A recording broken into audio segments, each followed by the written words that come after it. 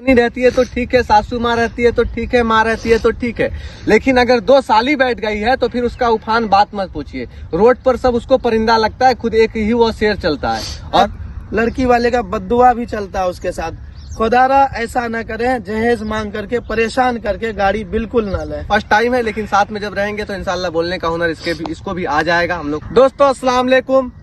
आज हम लोग फिर अपने ही इलाके के रेगिस्तान पर मौजूद हैं और कल की घटना जो है वो कहीं ना कहीं हम सबको झंझोड़ कर रखा है। NH 327 ई बनने से तकरीबन 1 साल हो चुका है, लेकिन 1 साल के अंदर में हमारे इलाके के लोगों को अभी तक दायां बायां और सही तरीके से गाड़ी चलाने का हुनर नहीं आया है। इसके कारण पर डे 1-2 एक्सीडेंट हो रहा है और उस एक्सीडेंट में जो ड्राइवर होता है उनका तो खैर होता ही है और जो लोग आते जाते हैं वो भी चपेटे जाते हैं। तो कहीं ना कहीं हम लोगों का भी गलती है। इस पर जानने के लिए हमारे साथ आज हमारे दादा के बेटा शहजाद हैं, उसके बाद हमारे दादा के बेटा सज्जो खान है और शहनवाज भाई हैं। तो हम लोग चारों आदमी इन पर मंथन करना चाहते हैं। क्या सज्जो चाचा, आप भी एक ड्राइवर हैं और अच्छे खासे ड्राइवर हैं, बंगाल और बिहार के चर्चित ड्राइवर हैं, तो क्या लोगों को रूट और नियम के अनुसार चलना चाहिए या फिर मनमानी चलना चाहिए लोकेलिटी के हिसाब से? नहीं, सिर्फ अपने इलाके में एक्सीडेंट होता है क्योंकि अपने इलाके में किसी को पता नहीं कि राइट लेफ्ट कैसे मुड़ना है, कैसे इंडिकेटर देना है, कैसे सिग्नल देके दाएं बाएं करना है, डायरेक्ट किधर से भी दाएं बाएं किधर भी घुसना हो, बिना हाथ दिए, बिना आगे पीछे देखे, बिना सिग्नल दिए घुस जाते हैं। बड़ी गाड़ी ड्राइव करना है, सब उनको पता है।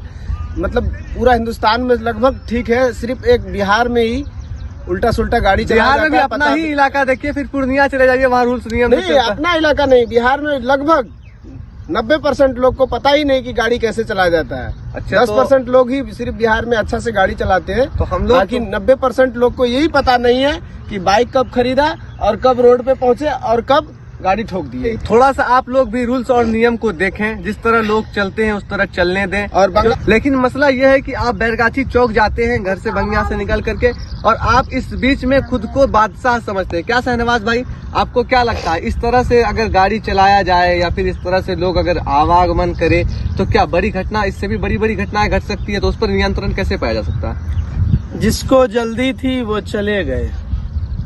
इस लाइन को जरा समझने की कोशिश कीजिएगा। बहुत अच्छी लाइन है और बहुत महीन और बहुत दूर तक है जी। ये हमारे 327 ई जो NH है जी, ये बड़ी खुशी हुई जब ये बन के तैयार हुआ हमारे इलाके वाले के लिए और बहुत फायदे की चीज है। आप पूर्वोत्तर की तरफ जाएं या फिर मुजफ्फरपुर, पटना, दिल्ली की तरफ जाएं, ये बहुत बेहतरीन सड़क है। धन्यवाद देना चाहते हैं हम जो इस सड़क को हम लोगों के लिए जो है तैयार किए हैं। आप बाइक चलाते हो, 4 व्हीलर चलाते हो, कम से कम इतना तो अपना परिवार का ख्याल रखिए कि मेरे पीछे जो है हमारा कोई है। दूसरी बात, जब हम लोग अपने एरिया से गुजरते हैं, जो जिस एरिया के हैं वो अपने आप को लोकल समझते हैं। लोकल वाली बात जो माइंड में आ जाती है तो फिर जो है नियम का पालन कम से कम करते हैं। सोचते हैं मेरी मर्जी, ऐसा कर लेंगे, वैसा कर लेंगे, निकल जाएंगे। तो जान जोखिम में डाल करके ऐसा हरकत बिल्कुल न करें। ऐसा करने से आप जान गंवा बैठेंगे और आपकी पूरी फैमिली जो है आपकी वजह से परेशान हो जाएगा।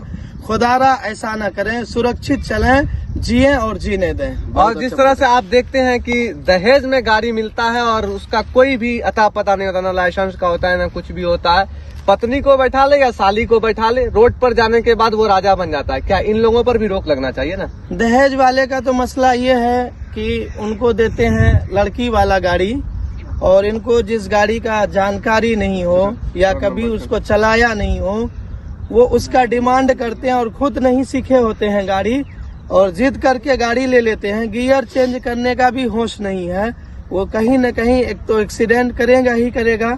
दूसरी बात, लड़की वाले पे जो बोझ डालते हैं, कहीं न कहीं लड़की वाला भी नाराज रहता है। गाड़ी के साथ साथ लड़की वाले का बद्दुआ भी चलता है उसके साथ। खुदारा ऐसा न करें, जहेज मांग करके परेशान करके गाड़ी बिल्कुल न लें। गाड़ी तो लेते हैं, लेकिन गाड़ी अगर आपको मिलता है या आप लेते हैं तो ठीक है, लेकिन आप दायरे में चलाइए। गाड़ी पर पत्नी रहती है तो ठीक है, सासू माँ रहती है तो ठीक है, माँ रहती है तो ठीक है, लेकिन अगर दो साली बैठ गई है तो फिर उसका उफान बात मत पूछिए। रोड पर सब उसको परिंदा लगता है, खुद एक ही वो शेर चलता है। तो चाचा को छोड़ दिया जाए, फर्स्ट टाइम है, लेकिन साथ में जब रहेंगे तो इंशाल्लाह बोलने का हुनर इसको भी आ जाएगा। हम लोग कोशिश करेंगे। तो अब हम लोग विदा लेते हैं और आप लोगों से बराए मेहरबानी यही निवेदन करना चाहते हैं कि सड़क पर आप एक रास्ता समझकर चलें, खुद को बादशाह समझकर नहीं चले, नहीं तो आपके साथ भी घटना घट सकता है। विदा लेते हैं, तो हमें याद रखिएगा।